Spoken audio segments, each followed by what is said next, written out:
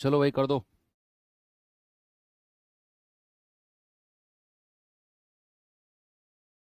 Hello बच्चों, नमस्कार। Good morning. क्या हाल है सभी के? उम्मीद करता हूँ अच्छे होंगे, बेहतर होंगे। और बच्चे, पढ़ाई अच्छी चल रही होगी तो क्लासेस आप लोगों की चल रही हैं। नंबर सिस्टम हम लोगों ने शुरू किया है और आज एक टॉपिक फैक्टर्स ऑलरेडी हम पढ़ चुके हैं, बहुत सारा कॉन्सेप्ट। तो कुछ सवाल आज हम कर लेते हैं और एक छोटा सा और टॉपिक है नंबर ऑफ जीरोज, शून्य की संख्या, जो कि रेलवे में बहुत कम पूछा जाता है, लेकिन part of chapter number system है। तो ऐसा नहीं है कि हम लोग उसे हटा दें। देखो, हमें करना पड़ेगा वो। नहीं बच्चे, क्लास 10:30 ही शेड्यूल कराई थी। मैं आपको थोड़ा सा उसका रीजन बता देता हूँ। लेट नहीं है, लेट नहीं है, मैंने शेड्यूल ही 10:30 बजे की कराई थी। दरअसल क्या है कि मेरा जो कर्म भूमि है, कर्म भूमि यानी कि जो जॉब है, गवर्नमेंट सर्विसेज में हूँ मैं। और मेरी पोस्टिंग महाराष्ट्र नागपुर में है। तो उसके लिए सुबह की मेरी फ्लाइट थी, तो मैं अभी आके लगा हूँ जस्ट। तो क्लास इस वजह से आपकी थोड़ी सी डिस्टर्ब हुई थी आधे घंटे।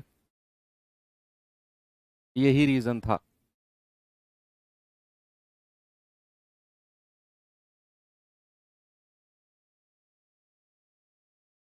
ठीक है। अभी तो बहुत बहुत ही ज़्यादा आराम वाला चैप्टर हमारा चल रहा है। शुरू में ज़्यादा टेंशन वाले चैप्टर से मैंने शुरुआत की ही नहीं है। तो नंबर ऑफ फैक्टर्स आप लोगों ने कल किए होंगे। कुछ सवाल और हैं, उन्हें देख लेते हैं और फिर उसके बाद एक छोटा सा टॉपिक और कर लेंगे, है ना। नंबर ऑफ जीरो, शून्य की संख्या। मैंने प्रीवियस ईयर एनालिसिस देखा, उसमें नंबर ऑफ जीरो से, शून्य की संख्या से मुझे ज़्यादा सवाल मिले नहीं। लेकिन इसका मतलब ये नहीं है कि हम उस चैप्टर को पढ़े नहीं।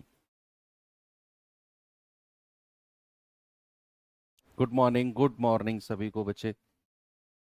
सवाल कह रहा है 120 के विषम और सम भाजकों की कुल संख्या कितनी है। आपको ऑड फैक्टर्स और इवन फैक्टर्स दोनों बताने हैं। बताइए बच्चे जल्दी से। आप कह रहा है, आपसे कह रहा है कि 120, सबसे पहले 120 के फैक्टराइजेशन कर दो। भाई 120 से अगर मैं शुरुआत करता हूं 2 से, तो 2 छिक्के 12, फिर 2 से जाएंगे 2 तिया 6, फिर 2 से जाएंगे 15 बार जाएगा। अब 3 से जाएंगे 3 पंजे 15 बार जाएगा। और फिर 5 से जाएंगे तो 5 एकम 5। यानी कि बच्चे मैं इसको लिख सकता हूं 2 की पावर 3 गुणा 3 की पावर 1 गुणा 5 की पावर 1। यानी कि आपने क्या किया, आपने इसका ना प्राइम फैक्टराइजेशन कर दिया। प्राइम फैक्टराइजेशन का मतलब है कि जो ये बेस वाली संख्या है ना, इनको प्राइम में बदल दिया आपने और इनकी पावर्स बना दी। ठीक है। अब सवाल कहता है कि भाई इसके सम और विषम भाजक। अगर मैं आपसे कहूं कि number of even factors, number of even factors, और अगर मैं आपसे कहूं कि number of odd factors, number of odd factors, ये दोनों हमें बताने हैं। कैसे होगा बच्चे?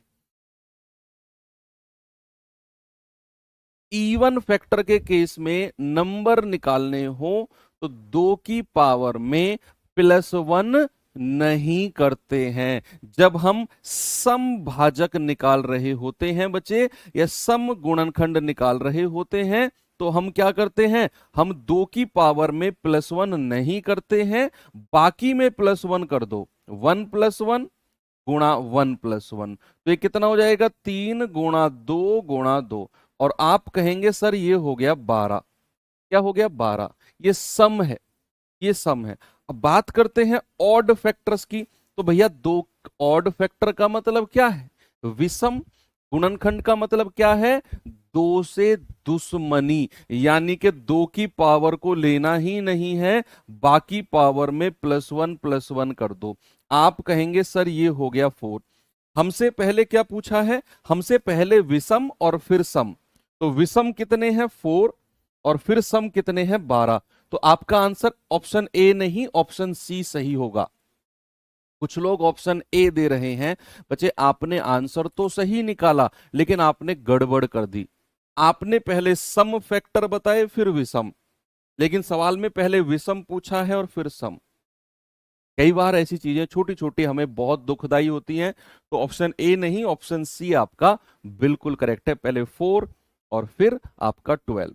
ठीक है बच्चा, ये गड़बड़ आपने नहीं करनी है। ये सवाल देखिए जरा।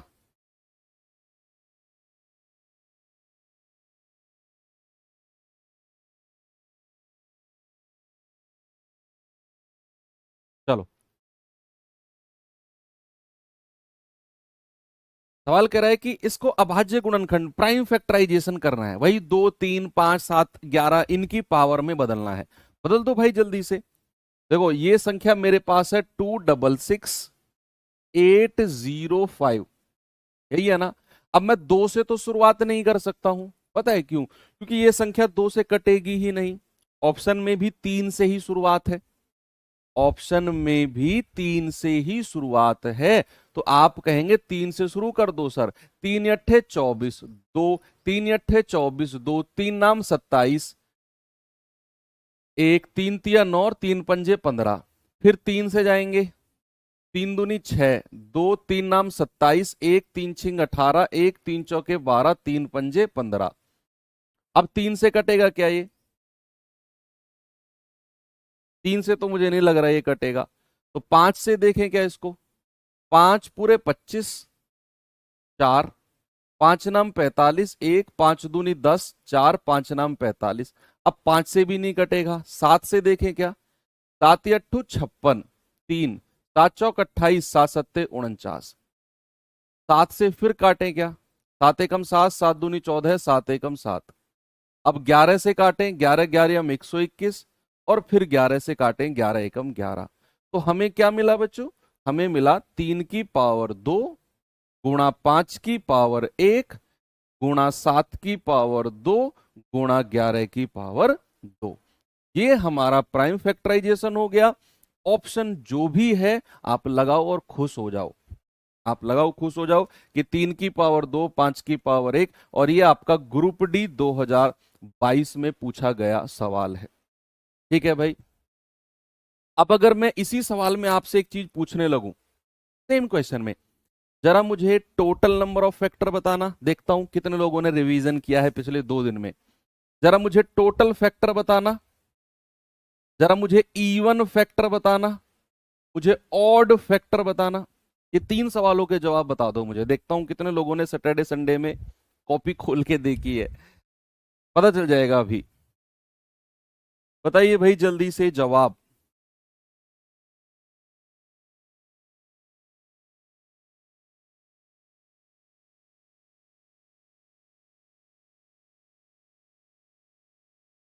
Total number of factor. आप कहेंगे कि सर पावर में +1 +1 +1 करके मल्टीप्लाई कर दो। भाई 2 में 1 प्लस करेंगे 3 गुणा 1 में 1 प्लस करेंगे 2, फिर हम कहेंगे 2 में 1 प्लस 3 और फिर 2 में 1 प्लस 3, 3 तिया 9 तिया 27 दूनी 54। और जब हम इवन फैक्टर यानी कि सम गुणनखंड की बात करेंगे तो 2 की पावर में +1 करेंगे ही नहीं। लेकिन यहां तो 2 की कोई पावर ही नहीं है। और यह चीज मैं आपको पिछली क्लास में बता चुका हूं कि अगर 2 की पावर नहीं है तो सम गुणनखंड इवन फैक्टर कितने हो जाएंगे? 0 हो जाएंगे। इवन फैक्टर कितने होंगे? 0 होंगे, क्योंकि यहां 2 की पावर है ही नहीं।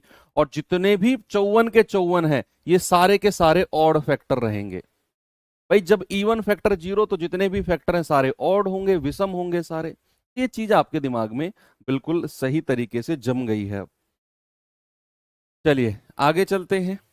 ये सवाल करिए बच्चे जरा।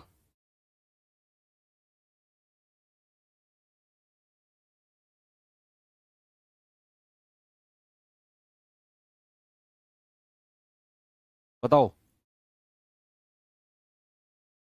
आप कहेंगे 3240 के गुणनखंडों का योग।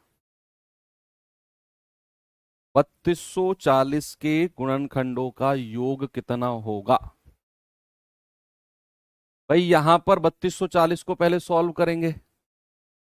3240 2 से जाएंगे 16 बार और 20 बार, 2 से जाएंगे 8 बार और 10 बार, फिर 2 से जाएंगे 405 बार, अब 3 से जाएंगे 135 बार, 3 से जाएंगे 3 चौके 12, 3 पंजे 15, 3 से जाएंगे 15 तिया 45, 3 से जाएंगे 3 पंजे 15 और 5 से जाएंगे 5 एकम 5। तो ये कितना हो गया? 2 की पावर 3, 3 की पावर 4 और 5 की पावर 1। आपने प्राइम फैक्टराइजेशन कर दिया। अब इसके बाद उसने बोला कि सभी गुणनखंडों का योग सम निकालना है। सम, तो सम निकालने के लिए क्या करते हैं बच्चे? 2 की पावर 0 से शुरू करो, प्लस 2 की पावर 1, प्लस 2 की पावर 2, प्लस 2 की पावर 3। अब 3 की पावर 4 है तो 3 की पावर 0, प्लस 3 की पावर 1, प्लस 3 की पावर 2, प्लस 3 की पावर 3, प्लस 3 की पावर 4। 5 की पावर 1 है तो 5 की पावर 0, प्लस 5 की पावर 1। ये थोड़ी सी मेहनत देखो यहां पर इस सवाल में नो डाउट करनी पड़ेगी आपको। आप कहेंगे 1 प्लस 2 प्लस 4 प्लस 8, ठीक है। यहां करेंगे 1 प्लस 3 प्लस 9 प्लस 27 प्लस 81, और यहां करेंगे 1 प्लस 5। कितना हो जाएगा? 8 4 12 2 14 1 15, 81 और 27 108, 108 और 9 117, 17 120, 121 गुणा 6, तो 121 गुणा 15 छिक्के 90, 9 एकम 9, 9 दूनी 18, 9 एकम 9, 1089 आएगा। 10890 ऑप्शन नंबर ए मेरा बिल्कुल ठीक है। आगे सभी का ठीक है। जिन लोगों ने कल की क्लास रिवीजन किया होगा, कल की क्लास का, डेफिनेटली उन्हें चीजें क्लियर रह रही होंगी। अब बात आती है बच्चे प्राइम फैक्टर्स, थोड़ी सी बात आती है किसकी? प्राइम फैक्टर्स की। अभाज्य गुणनखंड टॉपिक है हमारा प्राइम फैक्टर्स। देखो हमने अब तक क्या क्या पढ़ लिया? अभाज्य गुणनखंड। हमने अभी तक क्या क्या पढ़ लिया बच्चे? हमने टोटल फैक्टर्स, कुल गुणनखंडों की संख्या, सम गुणनखंडों की संख्या, विषम गुणनखंडों की संख्या, 3 चीज ये पढ़ी हमने। कुल गुणनखंडों का योग, सम गुणनखंडों का योग और विषम गुणनखंडों का योग, 3 चीज ये पढ़ी हैं। टोटल हमने अभी तक कितनी चीजें पढ़ी हैं? 6, और 6 पे हमने प्रैक्टिस भी ठीक ठाक कर ली है। अब एक छोटू सा टॉपिक बच रहा है जिसका नाम है प्राइम फैक्टर्स यानी कि अभाज्य गुणनखंड। कुछ नया नहीं है, जो हमने किया है उसी में से छोटा सा रास्ता निकलता है एक, जिसको हम कहते हैं अभाज्य गुणनखंड का रास्ता। इसमें भी बेसिकली हमें 2 चीज पढ़नी है कि नंबर ऑफ प्राइम फैक्टर्स, क्या पढ़ना है बच्चा? Number of prime factors, number of prime factors यानी कि अभाज्य गुणनखंडों की संख्या, अभाज्य गुणनखंडों की संख्या, और दूसरा इसमें बनता है sum of prime factors, sum of prime factors यानी कि अभाज्य गुणनखंडों का योग। अभाज्य, यहां से सवाल बना है इसीलिए मैं करा रहा हूं आपको। अभाज्य गुणनखंडों का योग, यहां से सवाल आपके ग्रुप डी में पूछा गया है, एनटीपीसी में पूछा गया है, मतलब रेलवे में जो क्वेश्चन पूछे गए हैं बेसिकली वो प्राइम फैक्टर से ज्यादा पूछे गए हैं, इसीलिए मैं इसको डिटेल में आपको बता रहा हूं। ठीक है, तो अब बात आती है प्राइम फैक्टर्स की। क्या होते हैं प्राइम फैक्टर्स? जैसे फॉर एग्जाम्पल अगर मैंने बोला 2 की पावर 3 गुणा 3 की पावर 2 गुणा 5 की पावर 4 गुणा 7 की पावर 1। अब मैंने ये लिखा आपके सामने, प्राइम फैक्टराइजेशन इसको बोलते हैं, सभी जानते हैं। क्या बोलते हैं इसको? प्राइम फैक्टराइजेशन बोलते हैं। मैंने बोला 2 की पावर 3, 3 की पावर 2, 5 की पावर 4 और 7 की पावर 1। जितनी भी संख्या आपको दिख रही है 2, 3, 5, 7, ये सारी की सारी संख्या क्या है? अभाज्य है। क्या है बच्चे? प्राइम नंबर है, अभाज्य संख्याएं हैं। ठीक है, यस। अब इसके बाद हमें दो सवालों के जवाब देखना। अभी इसमें कुछ मैं ऐसा नहीं है कि आपको कुछ अलग से कॉन्सेप्ट सिखाऊंगा, जो आप कल से सीखते आ रहे हो सेम उसी पर ही हमें करना है।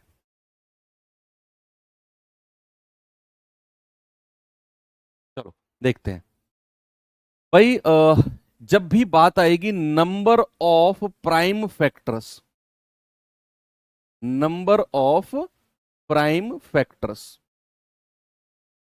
अभाज्य गुणनखंडों की संख्या, पता है आपने कितना काम करना है? बहुत छोटा सा काम करना है। जितनी भी पावर्स लगी हुई है ना, सबको प्लस कर दो। 2 प्लस क्या करना है? जितनी भी पावर है 3 प्लस 2 प्लस 4 प्लस 1, 3 2 5, 5 4 9, 9 और 1 10।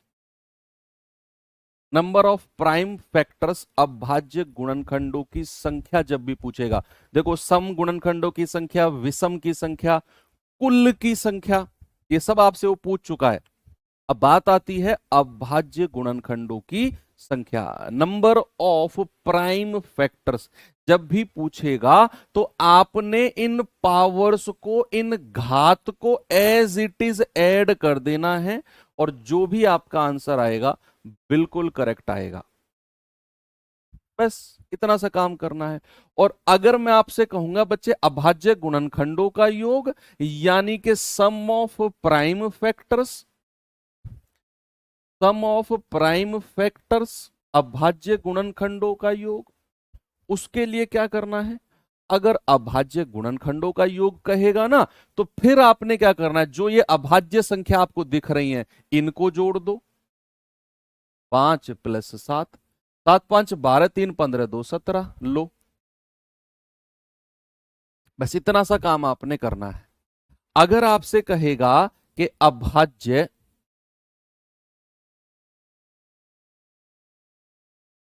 गुणनखंडों का योग, तो आप क्या करेंगे? जो ये बेस वाली संख्या है ना, आधार वाली है 2 3 5 7, इनको जोड़ दो, ये आ जाएगा अभाज्य गुणनखंडों का योग। और अगर आपसे कहेगा कि भैया नंबर ऑफ प्राइम फैक्टर्स, यानी कि अभाज्य गुणनखंडों की संख्या, अभाज्य गुणनखंडों की संख्या, और अगर वो कहेगा तो आपने क्या करना है? पावर्स को जोड़ देना है, बस आपका आंसर आ जाएगा 10। कोई प्लस वन नहीं करना है यहां पर। इतना सा काम है और काम आपका खत्म है। अब मैं आपको सवाल दिखाता हूं जो आपके एग्जाम में पूछा गया है। देखो, ये रहा आपके एग्जाम में सवाल पूछा गया है।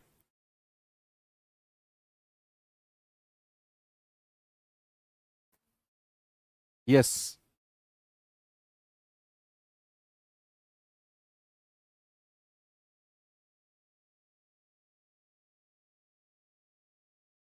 कह रहा है कि 9 की पावर 6, 12 की पावर 4 और 7 की पावर 7, अभाज्य गुणनखंडों का योग क्या होगा? सम ऑफ प्राइम फैक्टर्स। अब बहुत सारे बच्चे तेज बनेंगे, पता है क्या करेंगे? वो करेंगे 12 7 19, 19 और 9 28 हो गया सर। अरे वो तो ऑप्शन में ही नहीं है भाई।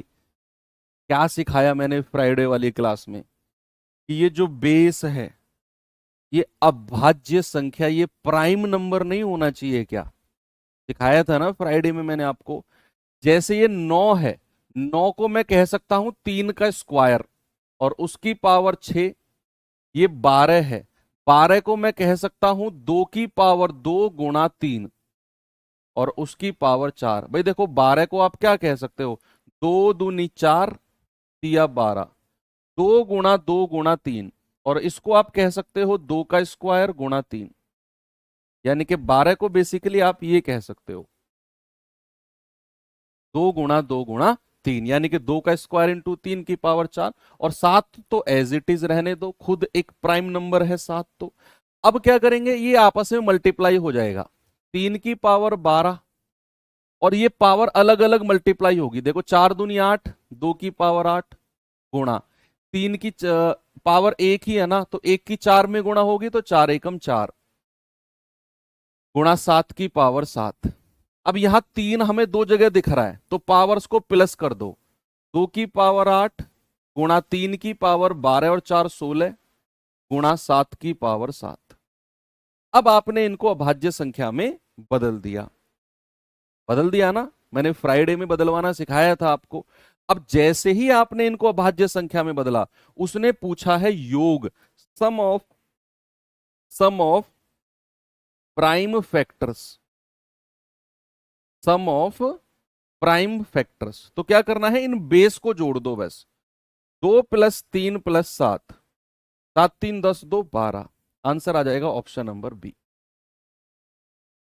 अगर कहता नंबर ऑफ प्राइम फैक्टर्स, अभाज्य गुणनखंडों की संख्या, तो आप क्या करते, पावर्स को प्लस करते। 16 और 8 24, 24 और 7 31। अगर कहता कि नंबर ऑफ प्राइम फैक्टर्स कितने हैं जी, तो फिर आप केवल और केवल पावर्स को प्लस करते। और अगर कह रहा है सवाल में कि अभाज्य गुणनखंडों का योग सम ऑफ प्राइम फैक्टर्स, तो आप इस बेस को प्लस कर दोगे। 7 3 10 2 12। सिंपल। अभाज्य वाला केस तो सिंपल है ना, बहुत सिंपल है।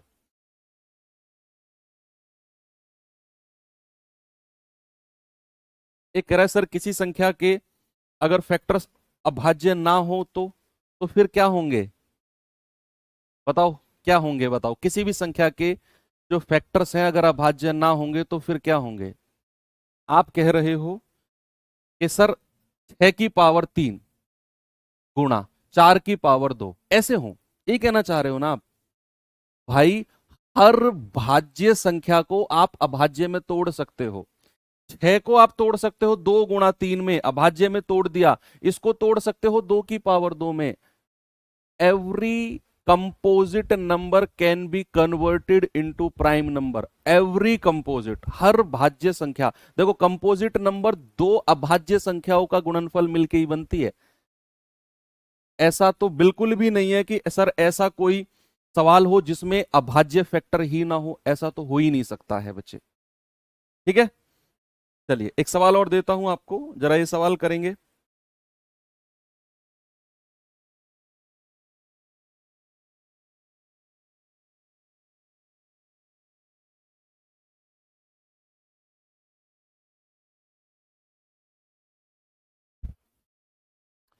कह रहा है कि मान लीजिए, ये भी आपके ग्रुप डी में पूछा गया सवाल है। कह रहा है मान लीजिए x बराबर 55 की पावर 100 प्लस 55 की पावर 101 प्लस 55 की पावर 102। अब कह रहा है कि निम्नलिखित में से कौन सी अभाज्य संख्या x का गुणनखंड नहीं है।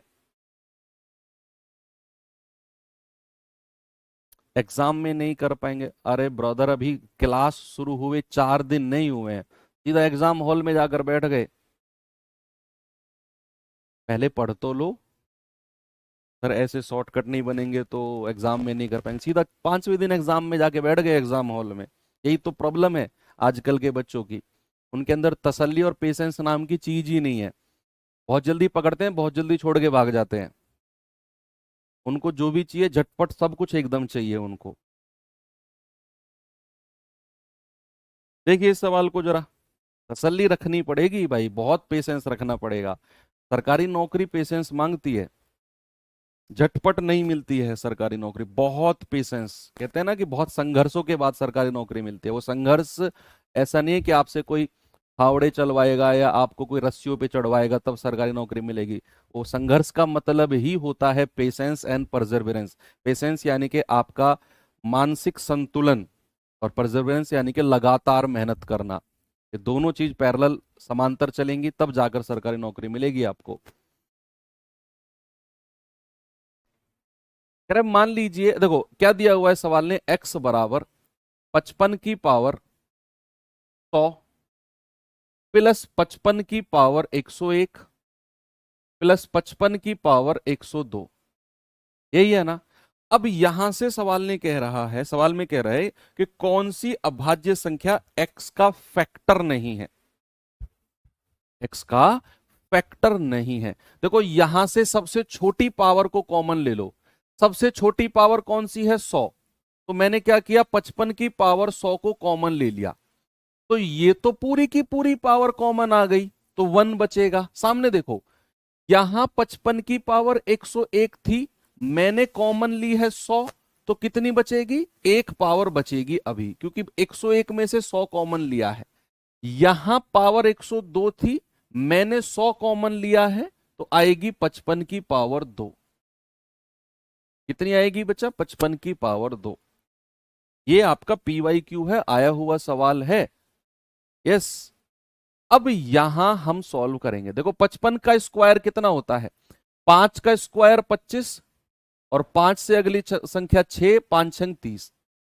अगर किसी संख्या के लास्ट में 5 लग रहा हो, मान लो ये 25 है, और मुझे इसका स्क्वायर बताना है, वर्ग बताना है, किसी भी संख्या के लास्ट में 5 है, ये पढ़ाऊंगा आपको मैं।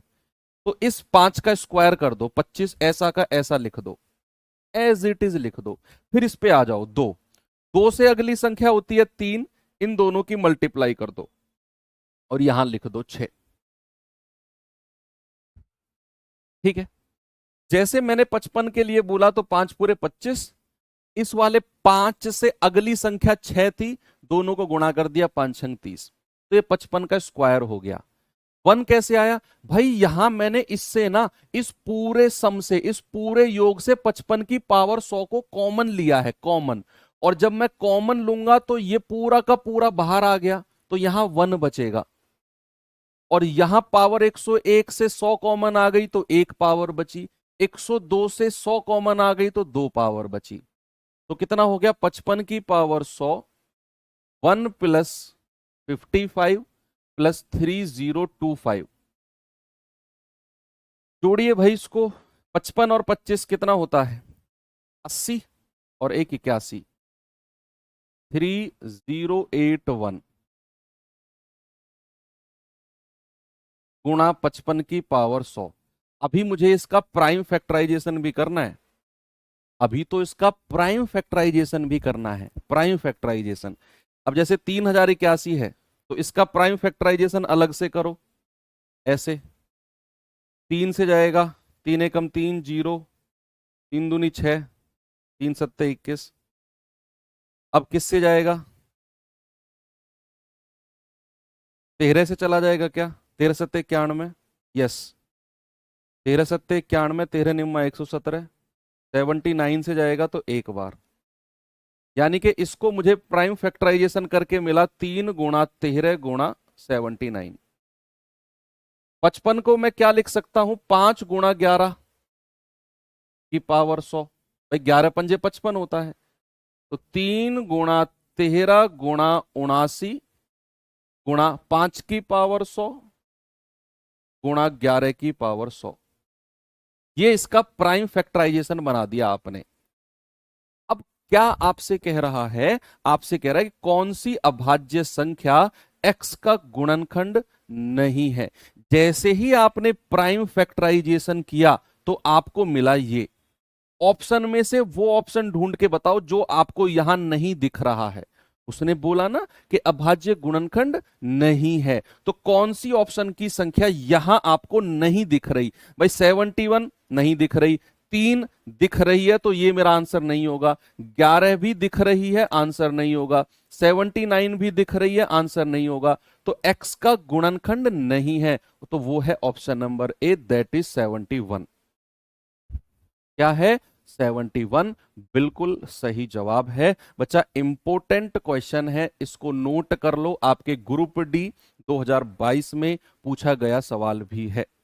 3025 इन सबको जोड़कर आया, ये 55 का स्क्वायर है, 3025 55 का वर्ग है, जो मैंने अभी आपको निकलवाना सिखाया। ठीक है, फिर इनको जोड़कर मिला हमें ये 3081, और 55 की पावर 100 को मैंने यहां लिख दिया। ठीक है, वेरी गुड, बहुत बढ़िया, बहुत अच्छा रेस्पॉन्स है बच्चे।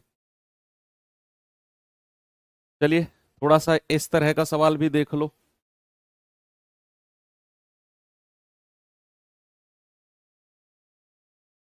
देखो जरा,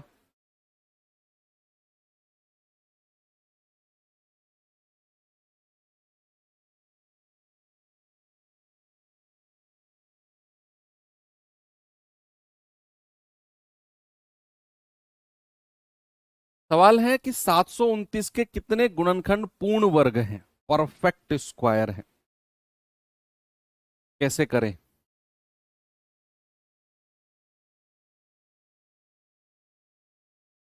पहले तो इसे प्राइम फैक्टराइजेशन में बदलो। सवाल ने कुछ नया पूछा है आपसे, कितने गुणनखंड जो हैं वो पूर्ण वर्ग यानी कि परफेक्ट स्क्वायर है। ऐसा सवाल आपके एग्जाम में पूछा गया है, देख लो। कैसे करेंगे अभी मैं आपको बताता हूं। सबसे पहले ना इसका प्राइम फैक्टराइजेशन करो। भाई 729 है, ठीक है। 729 को क्या मैं 27 का स्क्वायर नहीं कह सकता हूं? 27 का स्क्वायर ही तो 729 होता है कि नहीं? आप कहेंगे बिल्कुल होता है सर। और 27 के स्क्वायर, 27 को मैं क्या कह सकता हूं? 3 की पावर 3 और उसकी पावर 2। 3 की पावर 3 उसकी पावर 2। भाई या तो आप 729 को इस तरीके से लिखो और 3 से काटते चले जाओ, तब भी हो जाएगा। या फिर 729 को आपने लिखा 27 का स्क्वायर, 27 को लिखा 3 की पावर 3 उसकी पावर 2। अब ये पावर आपस में मल्टीप्लाई हो जाएंगी। कितना हो जाएगा? 3 दूनी 6, 3 की पावर 6 हो गया। कोई दिक्कत नहीं है, आपने बोला 3 की पावर 6। अब आपसे उसने पूछा ऐसे कितने फैक्टर हैं जो पूर्ण वर्ग हैं। आप में से कोई भी बच्चा क्या मुझे बता सकता है कि कोई भी संख्या अगर पूर्ण वर्ग परफेक्ट स्क्वायर होती है तो उसकी कितनी पावर होती है? कोई भी बता दो मुझे कि अगर कोई संख्या परफेक्ट स्क्वायर है तो उसकी पावर होती कितनी है? क्या मैं उसको इस फॉर्मेट में लिख सकता हूं, a की पावर 2? कोई भी संख्या अगर परफेक्ट स्क्वायर है तो उसकी पावर जो होगी वो 2m की फॉर्मेट में होगी। अब m की वैल्यू 0 1 2 3 4 आप रखते चले जाओ। m की वैल्यू 0 रखोगे तो आपको मिलेगा बच्चे, अगर आप m की वैल्यू 0 रखोगे तो आपको मिलेगा a की पावर 0। क्या ये परफेक्ट स्क्वायर है? यस, बिल्कुल है। क्यों? क्यों किसी की भी पावर 0 होता है 1, और 1 एक परफेक्ट स्क्वायर है, एक पूर्ण वर्ग संख्या होती है। एक का स्क्वायर, 1 का स्क्वायर इज 1, एक का वर्ग 1 होता है। तो अगर आप m बराबर 2 रखोगे, या सॉरी 1 रखोगे, तो ये मिल जाएगा a स्क्वायर, एक परफेक्ट स्क्वायर है, पूर्ण वर्ग है। अगर आप m बराबर 2 रखोगे तो ये मिल जाएगा a की पावर 4, एक पूर्ण वर्ग है। तो अगर आप ऐसा कह रहे हो कि सर पावर 2 होती है, तो गलत कह रहे हो आप। पावर 2 नहीं, 2m की फॉर्म में होती है। जहां m की वैल्यू 1 2 3 4 5, जीरो भी आप रखोगे, 0 1 2 3 4 5 6 और n तक रखोगे, इन्फानाइट तक रखोगे, तो हर m की वैल्यू पर आपको परफेक्ट स्क्वायर, आपको पूर्ण वर्ग संख्या मिलती चली जाएगी। ठीक है, तो कोई भी संख्या बच्चे अगर पूर्ण वर्ग परफेक्ट स्क्वायर है तो उसका फॉर्मेट याद रखना, a की पावर 2m होता है, 2m। अब हमारे पास 3 की पावर 6 है, तो इसके ऐसे कितने फैक्टर्स हैं जो परफेक्ट स्क्वायर हैं, जो पूर्ण वर्ग हैं? ऐसे कितने फैक्टर्स हैं? तो स्टार्ट करते हैं बच्चे हम 0 पावर से। 3 की पावर 0, 3 की पावर 2, 3 की पावर 4 और 3 की पावर 6। भाई 0 से शुरू किया, एक फैक्टर तो हमारा ये हो गया 3 की पावर 0, जो एक परफेक्ट स्क्वायर है, पूर्ण वर्ग है। फिर मैंने लिया एक फैक्टर जो 3 की पावर 2 है, ये भी एक परफेक्ट स्क्वायर है। फिर मैंने लिया 3 की पावर 4, एक परफेक्ट स्क्वायर पूर्ण वर्ग है। और 3 की पावर 6 तक मैंने लिया 3 की पावर 6। तो ऐसे कितने मिल गए मुझे? मुझे बचे 4 फैक्टर्स मिल गए जो कि पूर्ण वर्ग है, परफेक्ट स्क्वायर है, परफेक्ट स्क्वायर है। अब ऐसे ही एक एग्जांपल आपको मैं देता हूं, जरा मुझे बताना। मैंने लिखा 1024, बताओ कितने फैक्टर्स पूर्ण वर्ग हैं, इसके कितने फैक्टर्स पूर्ण वर्ग हैं, बताओ।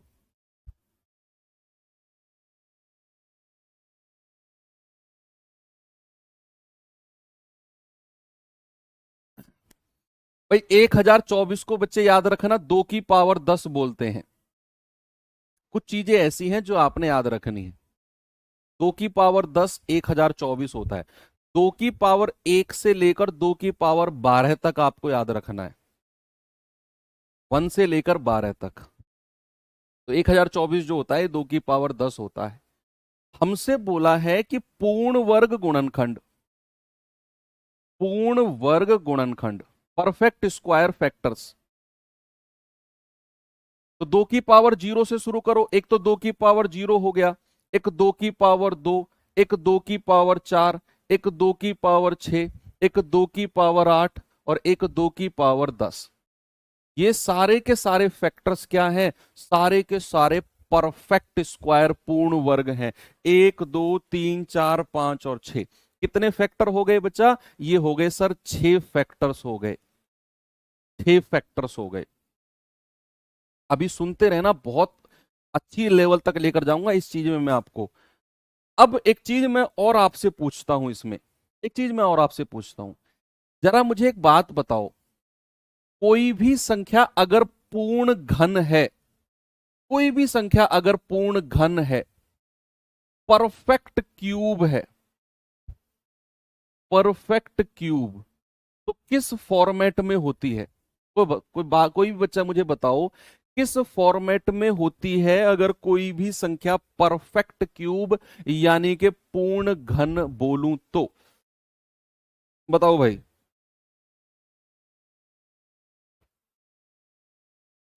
किसी भी संख्या को अगर मैं परफेक्ट क्यूब बोलता हूं तो उसका फॉर्मेट क्या A की पावर 3m होता है? होता है कि नहीं? किसी भी संख्या को बच्चे अगर मैं परफेक्ट क्यूब कहता हूं तो क्या उसका फॉर्मेट A की पावर 3m होता है? 3m। यानी कि अगर मैं m बराबर 0 कर दूं तो ये मिल जाएगा मुझे A की power 0। Yes sir, perfect cube होता है, ये पूर्ण घन होता है। एक का क्यूब एक ही होता है। अगर मैं m बराबर 1 रख दूं तो ये बन जाएगा sir A cube, perfect cube होता है सर। m बराबर 2 रख दूं तो ये बन जाएगा A की पावर 6, परफेक्ट क्यूब होता है सर। अगर मैं m बराबर 3 रख दूं तो ये बन जाएगा A की पावर 9, परफेक्ट क्यूब होता है सर। यानी कि A की पावर 0 से लेकर 3 6 9 12 15 18 21 और ऐसे चीजें चलती जाएंगी। और जब परफेक्ट स्क्वायर की बात आएगी तो 0 से ही स्टार्ट होगा। A की पावर 0, 2 4 6 8 10, ये परफेक्ट स्क्वायर होते हैं। अब अगर मैं आपसे कहूं कि कितने पूर्ण घन गुणनखंड हैं, परफेक्ट क्यूब फैक्टर्स, पूर्ण घन गुणनखंड, परफेक्ट क्यूब फैक्टर्स, तो आप अब समझ चुके हैं, आप समझ चुके हैं कि 2 की पावर 0 से स्टार्ट करो, परफेक्ट क्यूब बोला है ना, तो 2 की पावर 3, 2 की पावर 6 और 2 की पावर 9। कितने फैक्टर्स हो गए? 4। 4 फैक्टर्स आपके हो चुके हैं।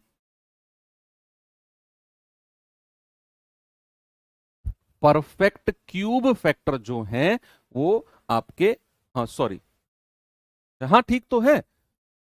अगर आप m बराबर 4 रखोगे, A की पावर कितना हो जाएगा? 4 तिया 12, बिल्कुल ठीक है।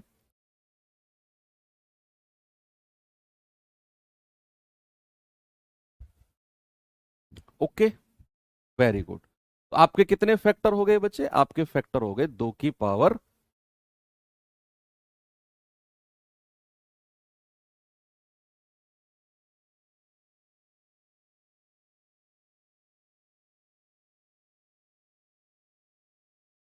वेरी गुड, चलो।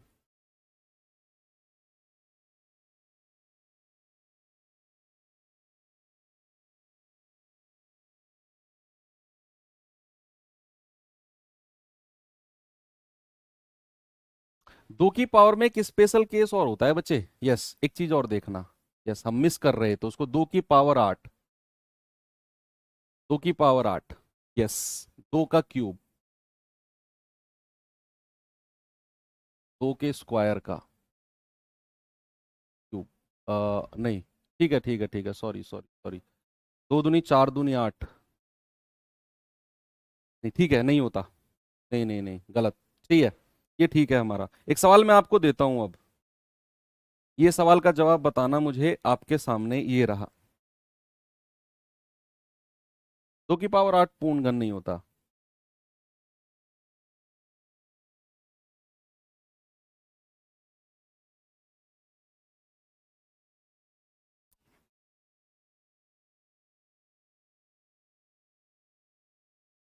ये सवाल बताओ, 9 की पावर 7, 12 की पावर 10, 7 की पावर 9, 20 की पावर 7, 25 की पावर 9 में कुल गुणनखंडों की संख्या जो पूर्ण वर्ग और पूर्ण घन दोनों है, जो परफेक्ट स्क्वायर और परफेक्ट क्यूब दोनों है, बस ये बता दो।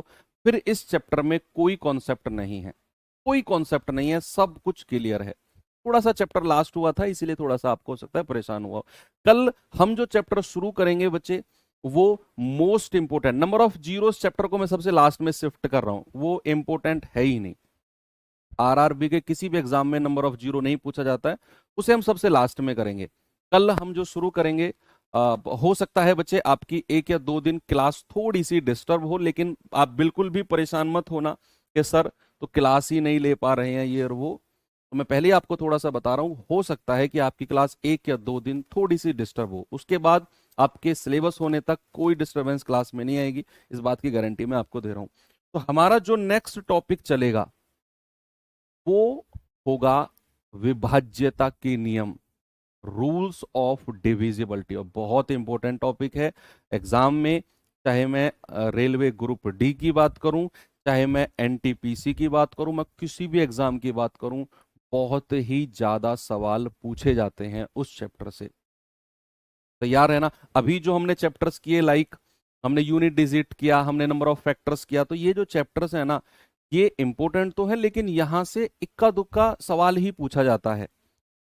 रूल्स ऑफ डिविजिबिलिटी आपके कैलकुलेशन के लिए भी बहुत ज्यादा इंपॉर्टेंट है, हर चीज के लिए। भाई यहां आपको बताना है जो पूर्ण वर्ग और पूर्ण घन हो, वो फैक्टर्स परफेक्ट स्क्वायर भी हो और परफेक्ट क्यूब भी हो। बताइए इस सवाल का जवाब।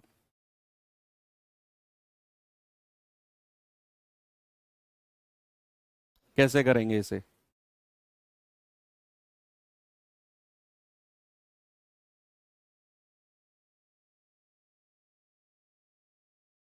चलिए, इससे पहले एक सवाल और देता हूं आपको मैं ना, इससे पहले एक सवाल और देता हूं।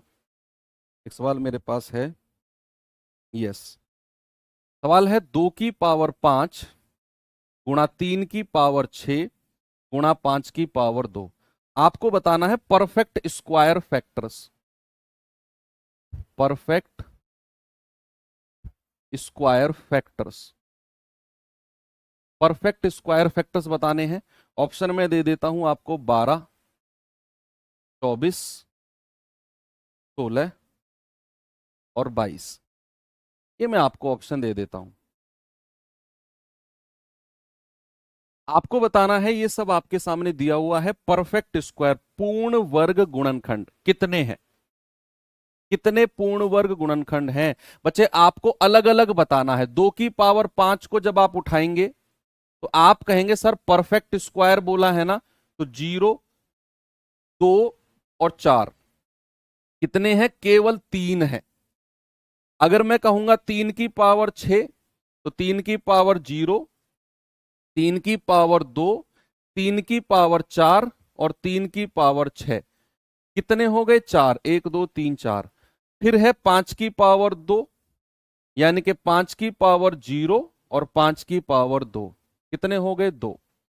आपने क्या पूछा है आपसे कि ऐसे कितने फैक्टर्स हैं जो परफेक्ट स्क्वायर हैं, और क्वेश्चन आपके सामने था, तो आपने अलग अलग निकाले। 2 की पावर 5 में 0 2 4 केवल 3 फैक्टर हैं, 3 की पावर 6 में 0 2 4 6 4 फैक्टर हैं। 5 की पावर 2 में 0 और 2 दो फैक्टर हैं। उठा के सबकी मल्टीप्लाई कर दो। 3 गुणा 4 गुणा 2 कितना आ गया? 24। Option number B. Option number B. तो परफेक्ट स्क्वायर कहे, परफेक्ट क्यूब कहे, आप बड़े आराम से कह सकते हो। अगर किसी सवाल में, जैसे अभी मैं सवाल दूंगा आपको, आपसे कहे कि वो गुणनखंड जो पूर्ण वर्ग तथा पूर्ण घन दोनों हो, दोनों है, ऐसे गुणनखंड बताओ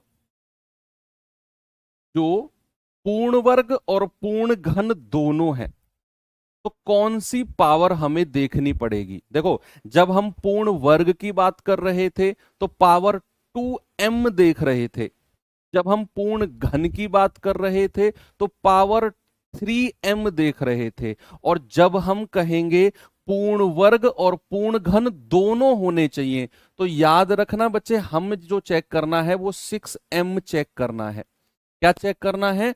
पावर को 6m चेक करना है। क्यों? पूर्ण वर्ग जब होगी तो पावर 2 होगी, जब पूर्ण घन होगी तो पावर 3 होगी, और जब दोनों होगी तो पावर इन दोनों की मल्टीप्लाई कर दो, पावर आप कहेंगे पावर सर 6 होगी। एंड लिखो यहां। और जब इन दोनों की बात कहेगा तो भैया इनकी मल्टीप्लाई कर दो, पावर 6 होनी चाहिए। पावर कितनी होनी चाहिए? 6 होनी चाहिए। अगर हमें वो गुणनखंड बताने हैं जो परफेक्ट स्क्वायर भी हैं और परफेक्ट क्यूब भी हैं। देखो, a की पावर 6m है, मतलब a के स्क्वायर की पावर 3m।